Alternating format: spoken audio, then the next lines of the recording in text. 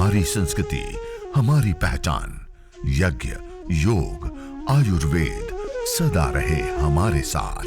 भारत के प्राचीन ग्रंथों एवं आधुनिक विज्ञान का दिव्य संगम, यज्ञ महिमा।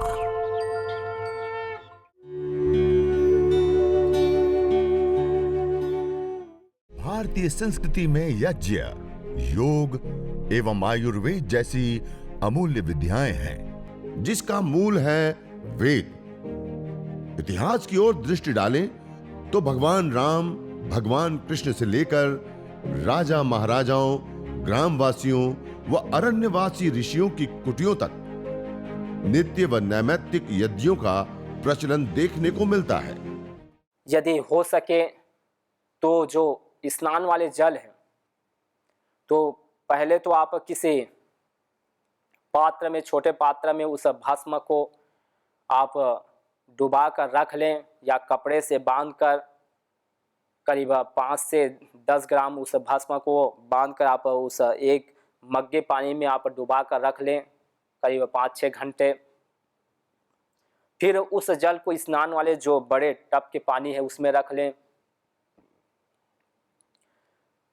और उसमें पूर्ण रूप से घोल कर उसी से आप धीरे धीरे स्नान करें तो आप पाएंगे जैसे साबुन को लगाने के बाद शरीर में चिकनाहटपन आ जाता है, तो वैसे शरीर में चिकनापन आ जाता है। किसी भी प्रकार से झुर्रियाँ हैं, किसी भी प्रकार से और रूखेपन स्किन है तो धीरे धीरे छट कर चिकनाहट आ जाता है।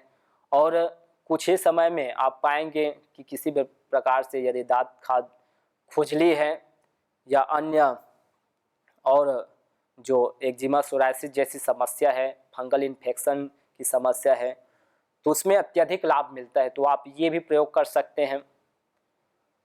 और साथ में जो भस्म जल है उसका भी आप सेवन करें। एक तो हम बाहर से दे रहे हैं अपने जो रोम छिद्र हैं, जो स्टोमेटा है उसके माध्यम से, और दूसरा है कि हम अंदर से उसी औषधि को ले रहे हैं। तो इसमें भी आप सामान्य 1 लीटर में आप 2 से 3 ग्राम, अंतिम 5 ग्राम तक आप पोटली बांधकर उस भस्मा को उस जल में छोड़ दें और 2-3 घंटा के बाद उसको सुबह शाम ऐसे पान करते हैं तो उसके जो मिनरल्स है, उसके जो कंपोनेंट्स हैं वो हमारे शरीर को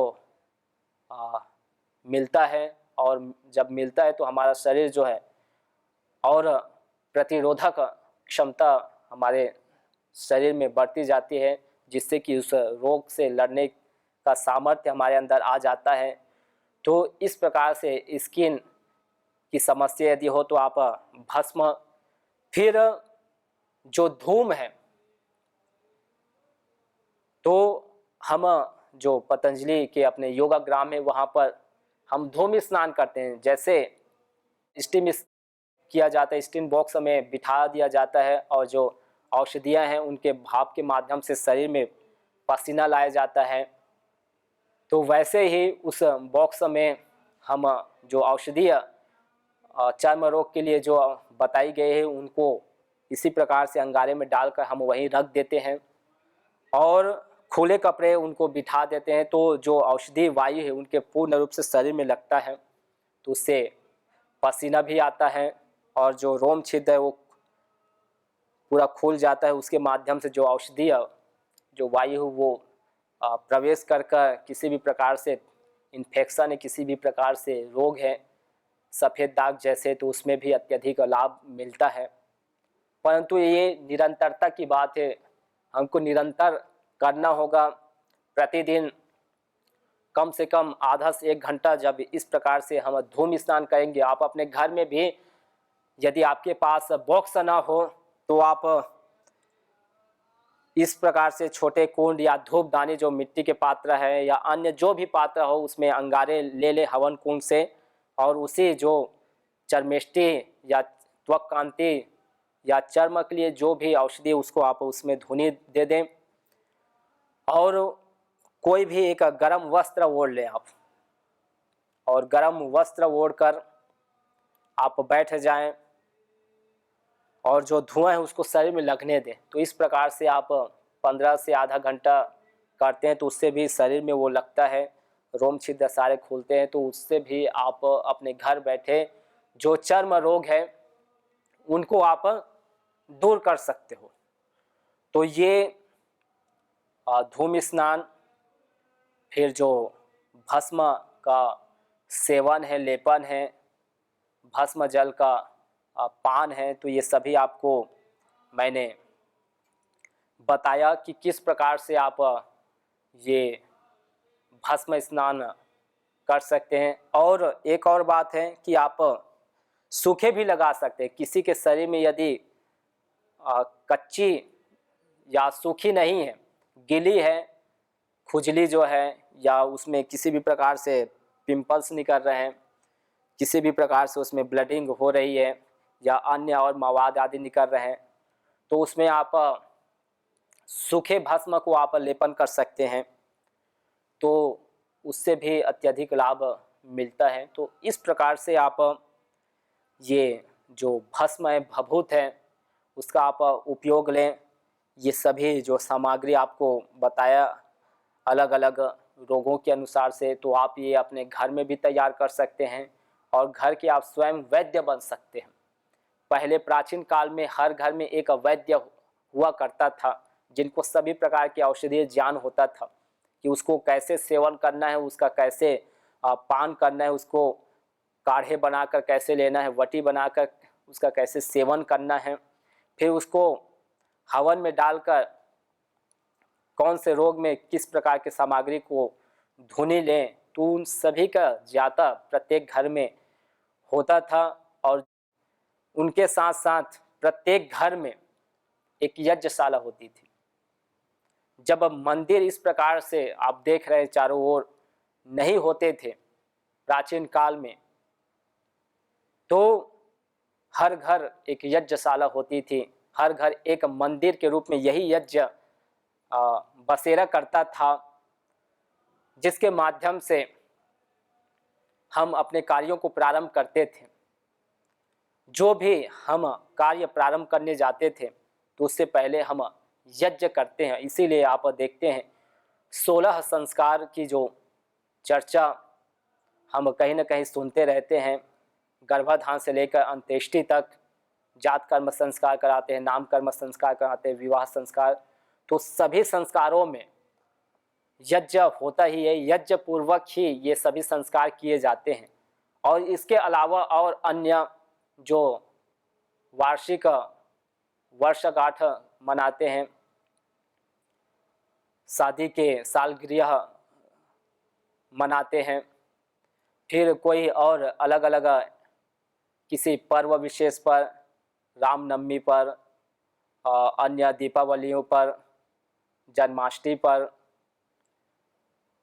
होली पर, तो ऐसे बहुत सारे जो हमारे भारतीय पर्व हैं उनमें सब यज्ञ पूर्वक ही हम इन पर्वों को मनाते आए हैं और हम मनाते रहेंगे, क्योंकि ये हमारी संस्कृति है और संस्कृति से ही संस्कार आता है।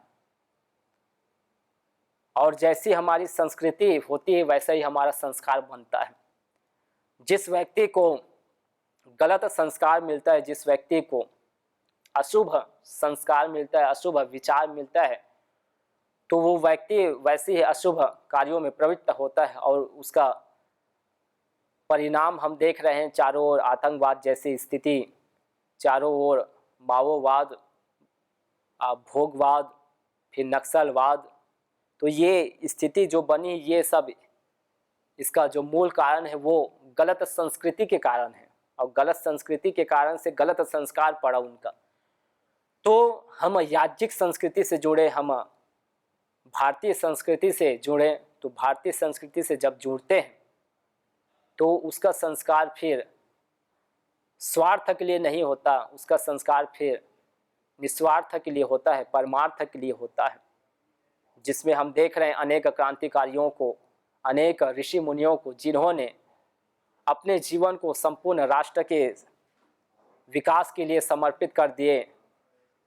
तो इस प्रकार से हम यदि अपने घर में हवन नहीं पहुंचा है तो हम अपने घर में हवन को हम स्थापित करें, यज्ञ को स्थापित करें और श्रीमद् भगवत गीता में यहाँ तक कहा गया है, भगवान श्री कृष्ण स्वयं गीता में हम सभी लोगों को उपदेश दे रहे हैं कि यज्ञ शिष्टा सिना संतो मुच्यंते सर्वकिल विषय भुज्यंते ते त्वघम पाप ये पचंत्यात्म कारणात्, कि जो बिना यजन बिना हवन के बिना इस वातावरण को शुद्ध किए भोजन ग्रहण करता है तो सभी प्रकार के रोगों का भक्षण करता है और सभी प्रकार की बीमारी पाप का भक्षण करता है। परंतु जो मनुष्य जो जीव हवन करने के पश्चात अर्थात इस प्रकृति माता को शुद्ध वायु प्रदान करने के बाद, शुद्ध बनाने के पश्चात, पंच महाभूतों को संरक्षित करने के पश्चात जो भोजन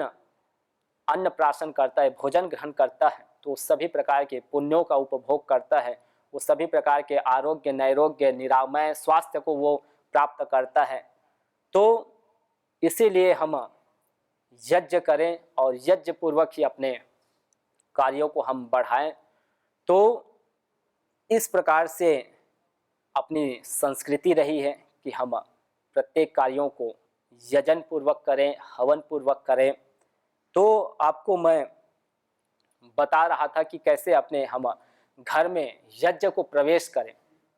जिस घर में यज्ञ नहीं उस घर को आचार्य चाणक्य ने शमशान के तुल्य कहा है कि जैसे शमशान होता है, शमशान में हम जाते ही अपवित्र हो जाते हैं। शमशान में जब हम जाते हैं तो वहाँ एक नेगेटिविटी एनर्जी काम करती है और उसके कारण से हम कहीं ना कहीं हम भय महसूस करते हैं, कहीं ना कहीं हमारे जो सात्विक एनर्जी वो लॉस होती जाती है।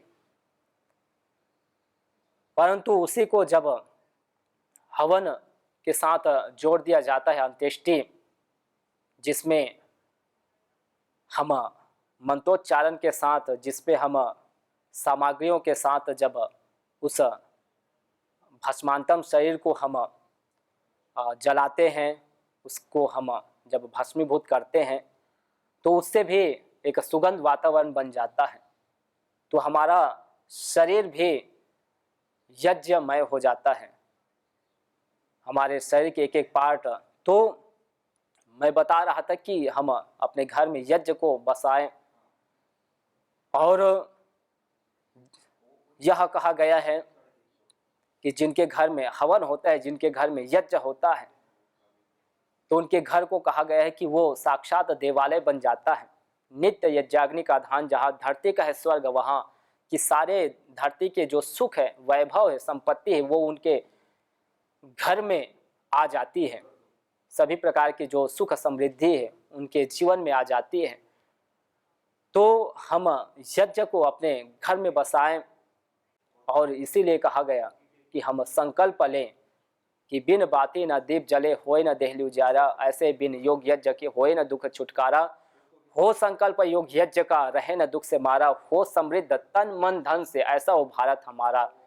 तो ऐसा भारत तब बनेगा जब हम तन मन धन से समर्पित होकर इस यजन को करेंगे और इस यजन के माध्यम से चारों ओर जब हम खुशहाली बांटेंगे, चारों हम जब पवित्रता बांटेंगे, चारों ओर जब हम शांति सुख को बांटेंगे, तो निस्संदेह हम इस धराधाम को, इस भूलोक को, जिसको हम अपनी माँ समझते हैं लेकिन माँ की कीमत हम नहीं समझ रहे हैं। माँ तो हम मान रहे हैं लेकिन माँ की कीमत हम अदा नहीं कर पा रहे हैं। तो हम तभी इस प्रकृति माँ को संरक्षित बना सकते हैं जब हम हवन करेंगे, यजन करेंगे। और इसीलिए हम इस यजन के माध्यम से उस आदि योगी परमपिता परमेश्वर को हम स्मरण करते हैं, उनको हम नमन करते हैं। उसके माध्यम से हम सभी दैवी शक्तियों को हम अपने जीवन में आधान करते हैं। इस हवन के माध्यम से हम सभी पुण्यों को प्राप्त करते हैं। जैसे आप देखते हैं कि कोई हेलीकॉप्टर वाले हैं, उस हेलीकॉप्टर जो पायलट है, उस पायलट को यदि सिग्नल ना मिल रहा हो, अचानक से कहीं उनको लैंडिंग करना पड़ रहा हो, तो ऐसी स्थिति में क्या करते हैं, उनको वहाँ के जो लोग हैं वो कोई उनको धुआं दिखाता है, अन्य वस्तुएं जलाकर, टायर इत्यादि कपड़े जलाकर, कोई और उनको झंडी कपड़े लहराकर दिखाते हैं। तो जैसे उस पायलट को ये सिग्नल मिलता है, लोकेशन मिलता है, वैसे ही वो तुरंत झट से वो उस स्थान में वो अपनी जो भी अपना जो हवाई जहाज़ है या हेलीकॉप्टर है उसको लैंडिंग करता है, वहाँ पर उतारता है। वैसे ही जब हम यजन करते, हवन करते हैं, तो सारी जो दिव्य शक्तियाँ हैं वो ऊपर बैठकर देख रही हैं, उनको लोकेशन नहीं मिल रहे हैं कि हमको कहाँ उतरना है। तो हम क्या करते हैं, हवन के यजन के माध्यम से हम सिग्नल दिखाते हैं, हम इस धुएं के माध्यम से सभी दिव्य शक्तियों को हम लोकेशन देते हैं, और जैसे ही लोकेशन मिलता है सभी दिव्य शक्तियां दौड़ते हुए यहीं आती हैं। तो जैसे ही आती, हमको सभी प्रकार के जो आशीर्वाद हैं उनसे हमको युक्त करते हैं, सभी प्रकार से जो पुण्य है उनसे हमको युक्त करते हैं। तो ऐसी यह जो दैवी विधा यज्ञ है, इस यज्ञ को हम निरंतर करें, इस यज्ञ को हम अपने परिवार के साथ साथ आसपास के समाज में हम इसको विस्तृत करें, तो आप पाएंगे कि यह जो कोलाहल हमको देखने को मिलता है आपस में, जो पति पत्नी है आपस में, जो अन्य और सगे संबंधी हैं, तो इन सभी समस्याओं का जो समाधान है वो हम यज्ञ से कर सकते हैं। जिस घर में यज्ञ होता है तो उस घर में किसी भी प्रकार से फिर कौतूहल नहीं होता, किसी भी प्रकार से फिर आपस में मतभेद नहीं रह जाता है, आपस में संबंधों में कोई विच्छेद नहीं होता है, आसपास के समाज भी संतुलन हो जाता है। तो हम इस यजन के माध्यम से, जिसको पुण्यों की फैक्ट्री बताए गए हैं, जिससे हम सभी प्रकार से पुण्यों से युक्त हो जाते हैं, तो इस यज्ञ को हम करें और हम पूर्ण रूप से दीर्घायु बने। त्वं जीव शरदः शतं वर्धमानः तच्चक्षुर्देवहितं पुरस्तात् शुक्रमुच्चरत्।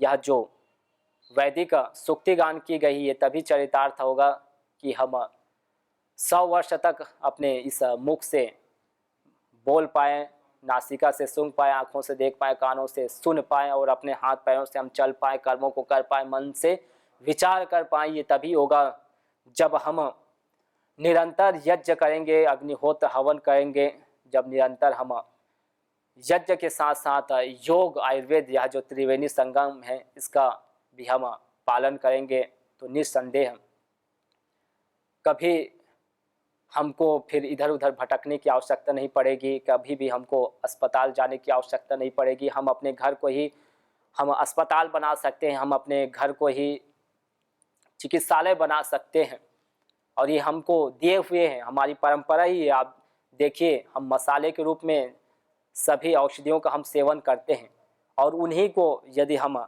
इसमें डालें यज्ञ के रूप में, धुनी के रूप में, जब हम उसको ग्रहण करते, इनहेल करते हैं, तो जैसे हम उसका मसाले के रूप में सेवन कर रहे हैं, उसको हम फिर धुएं के माध्यम से सेवन करते हैं, सूक्ष्म आहार के रूप में हम सेवन करते हैं। तो इसके लिए आपको कहीं जाने की आवश्यकता नहीं है।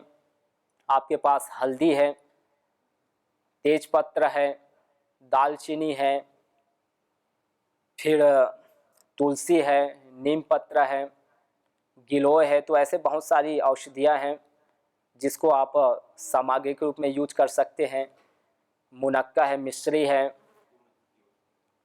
तो इन सबको आप इकट्ठा कर कर, यदि आपको सामग्री नहीं मिल रही है तो आपके घर में ये सहज उपलब्ध है, तो इसको आप मिला लें। फिर उसमें आप अक्षत खड़ी चावल डाल दें, काले तिल है उसको मिला लें, सरसों है उसको आप डाल लें, तो सभी को मिलाकर एक सुंदर आप सामग्री तैयार कर लीजिए।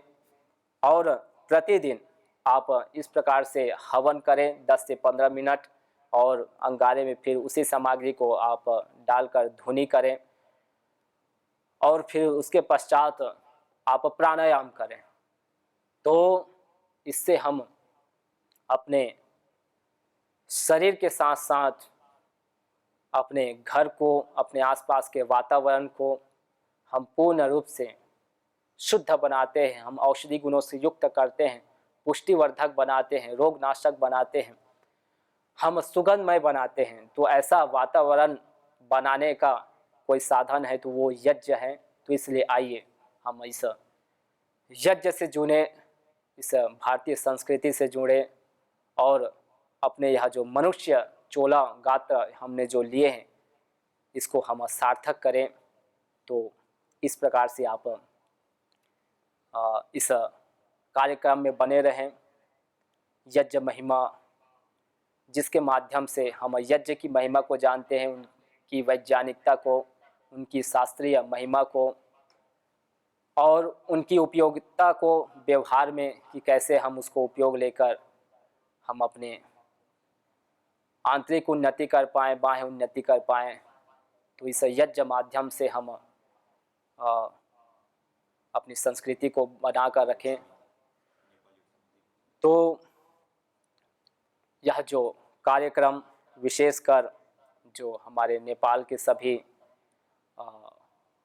यज्ञ साधक जो निरंतर कुछ दिनों से यज्ञ की जो महिमा है उसको जान रहे हैं कि कैसे हम यज्ञ कर कर अपने जीवन को उन्नत बनाए और साथ में अपने परिवारों को, समाज को और पूर्ण रूप से नेपाल राष्ट्र को हम यज्ञ से युक्त करें, हम निरामय बनाएं, स्वस्थ बनाएं और अपनी संस्कृति को हम आगे बढ़ाएं। तो ऐसे आप संकल्पित होकर इस यज्ञ को आप बढ़ा रहे हैं, स्वयं यज्ञ कर रहे हैं और अनुभव कर रहे हैं।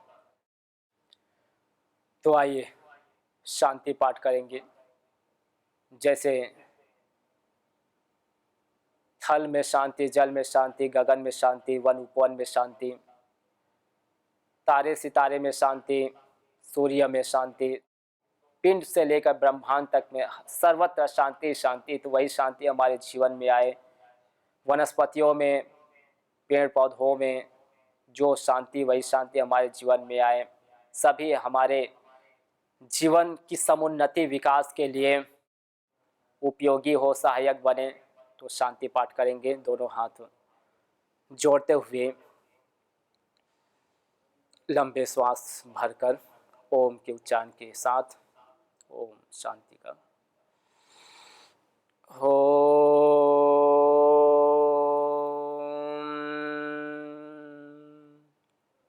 देवहु शांतिरंतरिक्षगं शांति, पृथिवी शांतिरापः शांतिरोषधयः शांतिः, वनस्पतयः शांतिर्विश्वे देवाः शांतिर्ब्रह्म शांतिः, सर्वगं शांतिः शांतिरेव शांतिः, सामा शांतिरेधि। ओम शांति शांति शांति। तो आप सभी को पुनः नमन करता हूँ, वंदन करता हूँ। ओम। न होता प्रदूषण और रोगों का वार, करते यदि यज्ञ योग पेड़ पौधों का विस्तार, यज्ञ योग पेड़ पौधों का विस्तार। यज्ञ शिष्टा सिनः संतो मुच्यन्ते सर्वकिल्बिषैः, भुञ्जते ते त्वघं पापा ये पचन्त्यात्मकारणात्। अर्थात जो यज्ञ शेष बचे हुए अन्न का पान करते हैं, प्रसाद को प्राप्त करते हैं, प्रसाद को ग्रहण करते हैं, वह मुच्यन्ते सर्वकिल्बिषैः, सभी प्रकार के पापों से, दोषों से मुक्त हो जाते हैं। भुञ्जते तु त्वघं पापा ये पचन्ति आत्मकारणात्, जो केवल अपने पेट की आपूर्ति के लिए अन्न को पकाते हैं, वह अन्न नहीं अपितु पापी लोग पाप का भोग कर रहे हैं। सुगंध युक्त पदार्थों को आग में जलाने से अनेक प्रकार के रोग दूर हो जाते हैं। स्कॉटलैंड, आयरलैंड, दक्षिण अमेरिका में महामारी जैसे भयंकर रोग को दूर करने के लिए यह प्रथा प्रचलित रह चुकी है।